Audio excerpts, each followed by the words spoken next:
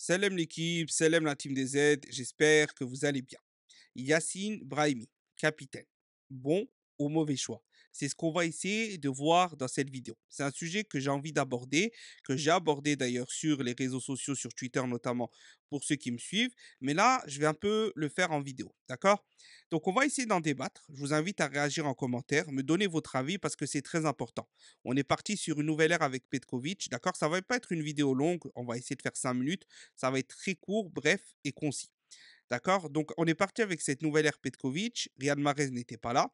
De toute façon, pour moi, Riyad Mahrez n'a jamais été un bon capitaine. D'accord? On l'a déjà dit plein de fois. Dès le début, je l'ai dit. Alors, certes, sur la CAN 2019, ça a été un coup de génie sur le plan sportif parce que le fait de le mettre capitaine, ça lui a peut-être donné ce supplément d'âme pour cette compétition, mais tout le reste ensuite, ça a été catastrophique, d'accord? Donc, mauvais choix de la part de Belmadi, relation mauvaise ensuite avec relation particulière qui a nui à l'équipe, etc. On en a déjà parlé.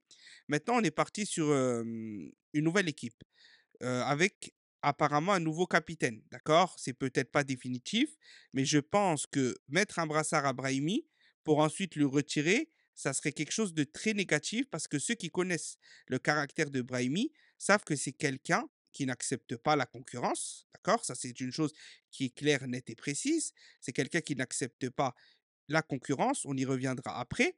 C'est quelqu'un qui ne peut pas, entre guillemets, ne pas être parmi les joueurs top de cette équipe-là. Sinon, il ne peut pas s'exprimer, il ne se sent pas bien, il est frustré, il n'a plus envie de donner 100%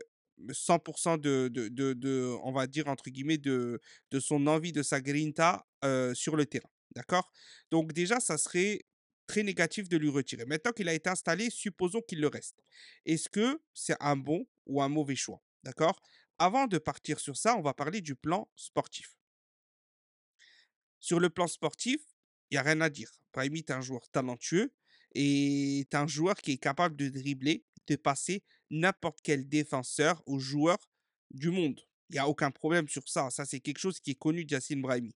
Aucun défenseur ne le mettra en difficulté. Il peut le mettre en difficulté, mais Brahimi aussi lui mettra en difficulté parce qu'il a une technique qui est quand même hors norme. Alors oui, il y a ce côté rond-point, il y a ce côté-ci, il y a ce côté-ça, mais soyons sérieux 5 minutes. Sportivement parlant, techniquement parlant, Yacine Brahimi, c'est un top, top, top joueur. Sur ça, il n'y a pas de problème. Ça, c'est sur le côté positif. Sur le côté sportif négatif, c'est un joueur qui est individuel, qui garde trop le ballon. D'ailleurs, il est sur certaines erreurs de buts encaissés par l'Afrique du Sud, etc. C'est quelqu'un qui va avoir beaucoup de pertes de balles, notamment dans l'axe, etc. D'accord? Mais c'est son style de jeu, il est comme ça. Si tu veux jouer avec Yacine Brahimi, tu dois jouer avec un schéma qui s'adapte à Yacine Brahimi. C'est ce que Gourcuff avait fait en le mettant dans un 4-4-2 qui ressemblait plus à un 4-4-1-1 avec Brahimi juste derrière l'attaquant, un peu en retrait entre le 10 et le 9,5. Ça avait fonctionné sur certaines phases de jeu, etc. C'était intéressant sur certaines phases de jeu. Yacine Brahimi d'ailleurs se sentait bien. Il avait porté l'équipe à ce moment-là, d'accord? Mais ça a ses limites. Ça a ses limites de manière claire, nette et précise. Personnellement, je suis contre un retour de Yacine Brahimi. D'accord? Comme ça, on va être très clair. Pas parce que, comme j'ai dit, il n'est pas talentueux, pas parce qu'il n'est pas bon sportivement, parce que sportivement, c'est quelqu'un qui va te ralentir l'équipe dans le jeu. Oui, il va t'offrir des passes décisives, il va te marquer des buts, etc. Il en est totalement capable.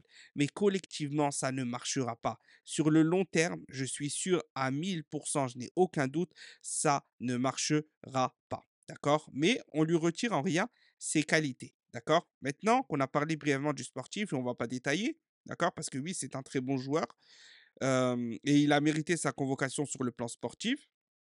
Malheureusement, il ne restera jamais sur le banc, Yacine Brahimi. Donc là, on rentre dans le un peu côté comportemental.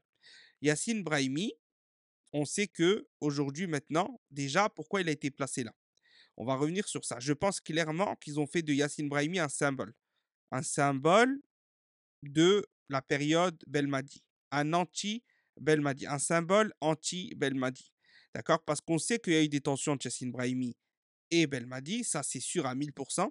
Dès le début déjà, d'accord? Il faut savoir que Yassine Brahimi, quand il était en sélection et que Belmadi est venu, quand Belaïli a été placé en sélection à la CAN, que Belmadi lui a fait comprendre qu'il serait titulaire, etc., Ça n'a pas plu à Yacine Brahimi et il a voulu quitter le stage. Ensuite, on l'a raisonné et cetera et il est resté. Bon, ensuite l'épisode Belmadi, vous connaissez la CAN 2021.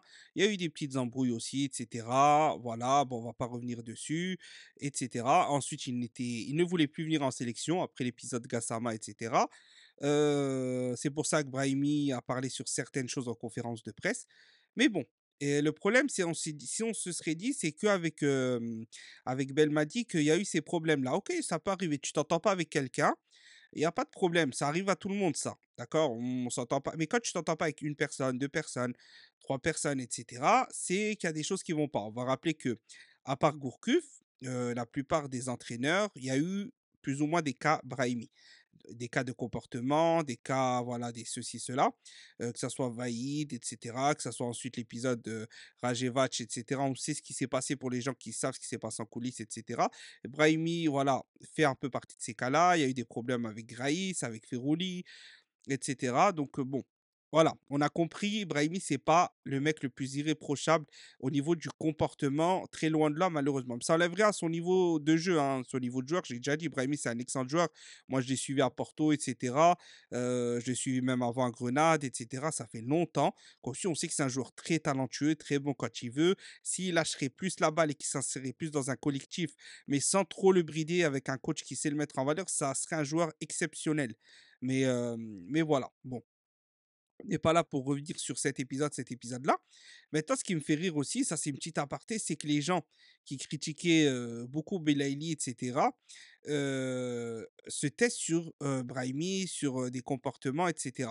Alors que Belaïli a été toujours irréprochable en sélection.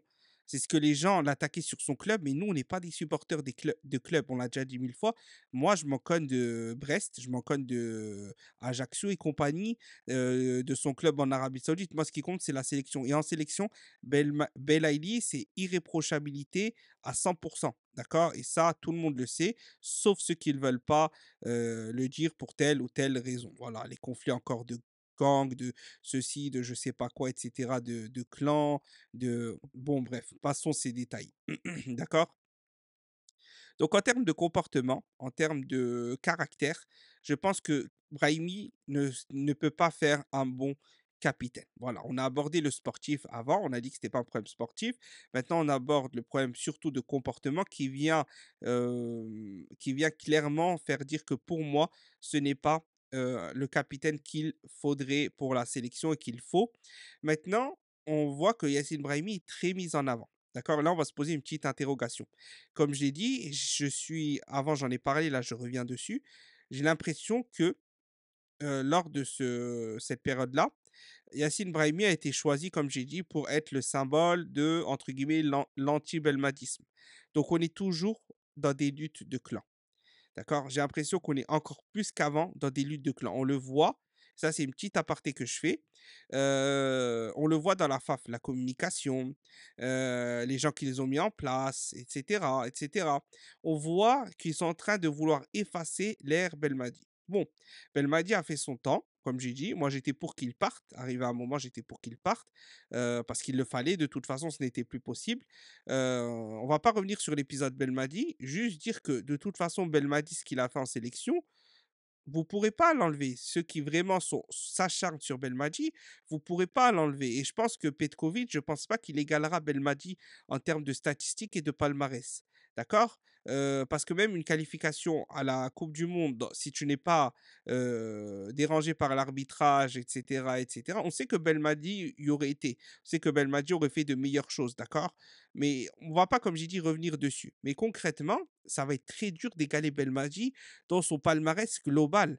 Et ça, c'est ce que les gens vont se rendre compte dans quelques années. Maintenant, pour ce qui est Petkovic, bien sûr, on lui souhaite le meilleur. Je ferai une vidéo dessus, ça c'est sûr et certain. Là, d'ailleurs, prochainement, sûrement peut-être demain, on va en parler un peu. Je donner mon avis sur le coach, etc. Donc voilà, c'était tout sur le sujet-là. Maintenant, on va juste se poser une question pour finir très brièvement. La vidéo dure un peu plus longtemps que prévu, mais bon. Quels joueurs doivent être capitaines? Quels joueurs doivent être capitaines? Pour moi, il y a 2 options et vous me direz ce que vous en pensez. C'est soit Bennacer, soit Ben Sebaini. Je vais dire pourquoi de manière très brève. C'est pas le sujet de la vidéo, mais c'est juste pour contrebalancer et conclure et donner bien évidemment une solution à Yassine Brahimi, capitaine, qui pour moi ne peut pas l'être et ne doit pas l'être. Benasser. Pourquoi Benasser? Parce qu'il est jeune, parce que c'est le joueur le plus régulier, le plus talentueux et cela qui est allé le plus loin récemment en Europe, dans les compétitions européennes, d'accord? Il est jeune, il est là depuis longtemps, il est venu très jeune en équipe d'Algérie, donc par patriotisme et cetera, et c'est sûrement le meilleur joueur algérien depuis 2-3 ans, depuis que Riyad Mahrez n'est plus le meilleur joueur algérien, d'accord? C'est-à-dire actuellement, d'accord? Donc pour moi, c'est logique. Maintenant, le point négatif, c'est qu'il est encore un peu jeune, que tu as beaucoup de joueurs plus expérimentés que lui. Tu as des joueurs qui sont plus âgés que lui, mais c'est pas forcément une problématique. Moi, la problématique, c'est sur la CAN qui arrive au Maroc. On sait que Benasser est d'origine marocaine algérienne. D'accord? Est-ce que c'est pas rajouter une pression en plus au capitaine si on le mettrait, qui va jouer au Maroc, en ayant son père qui est marocain, etc. On sait qu'il y a des gens, des fois, qui l'insultent sur les réseaux, etc. Pour ces choses-là. Bon, ça, c'est de la débilité. Donc, est-ce qu'on lui rend service en le mettant capitaine? Il faut aussi penser aux joueurs. D'accord? Donc voilà, il y a cette question-là. Maintenant, Ben Sebaini, pourquoi les points positifs et les points négatifs, pourquoi pas? Point positif, c'est que Ben Sebaini, c'est un joueur qui a le parcours le plus exceptionnel pour moi. Il est parti d'un centre de formation du Paradou.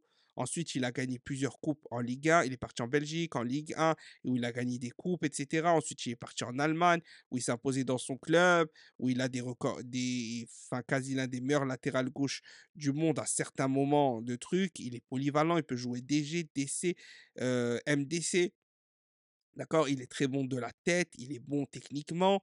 On n'a jamais perdu, sous Ben Sebaini des gros matchs. Le Cameroun, il n'était pas là au retour. Il y a plein de fois où quand Ben Sebaini n'est pas là, on se fait éliminer. La Mauritanie, il n'était pas là, on s'est fait éliminer et cetera. Maintenant, les points négatifs, c'est sa nervosité, d'accord? Mais je pense que c'est corrigeable parce que des fois, donner un brassard, ça responsabilise. Voilà. C'était mon avis sur les deux solutions en tant que capitaine.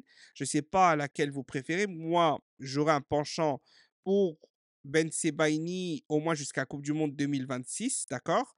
Parce que rien que le parcours est exceptionnel, d'Algérie jusqu'au Borussia Dortmund, en ayant passé toutes ces étapes de manière très professionnelle, d'accord?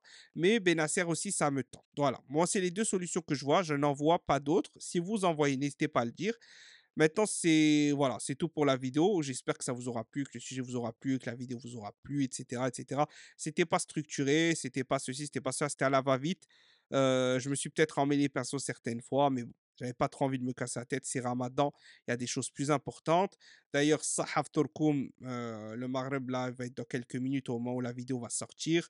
N'oubliez pas qu'on rentre un petit rappel, parce que le rappel profite aux croyants, moi en premier, en tant que musulman, que à partir là du Maghreb, on rentre dans la 21e nuit du Ramadan, possiblement la nuit du destin, où bien évidemment les savants, etc., ils conseillent d'être très assidus ces 10 dernières nuits parce que c'est dans ces 10 dernières nuits qu'elle se cache et elle est équivalente à plus de 1000 mois en termes de récompense. Donc normalement, on n'a pas le temps avec les futilités comme les séries, la TV, les vidéos, etc., etc.